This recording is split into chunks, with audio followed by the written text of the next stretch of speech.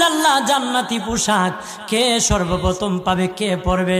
নবী বলেন, আয়েশা রে, জান্নাতি পোশাক সর্বপ্রথম আমি রাসূলুল্লাহ পাবো, কিন্তু আমি নবী সর্বপ্রথম পরব না। সর্বপ্রথম ইব্রাহিম খলিলুল্লাহকে জান্নাতি পোশাক পরানো হবে। কেন জানুনি? ইব্রাহিম নবীকে নমরুদের আগুনে যখন ফেলে দেওয়া হয়েছিল, দুনিয়ার সব ছেড়ে দিয়েছিল, বাড়ি ছেড়ে দিয়েছিল, সম্পদ ছেড়ে দিয়েছিল, মা বাবা ছেড়ে দিয়েছিল, এমনকি গায়ের জামাও যখন খুলে নেয়, ইব্রাহিম কয়েক কাপড় ছেড়ে দিতে পারি, আমার আসমানের মালিককে ছেড়ে দিতে পারি না। ওই দিন আল্লাহ ইব্রাহিমের সাথে অঙ্গীকার করেছিল, ইব্রাহিম আজকে তোমাকে সকলের সামনে উলঙ্গ করে লজ্জায় ফেলে দিয়েছি ইব্রাহিম, তারপরে তুমি আমাকে ছাড়ো নাই।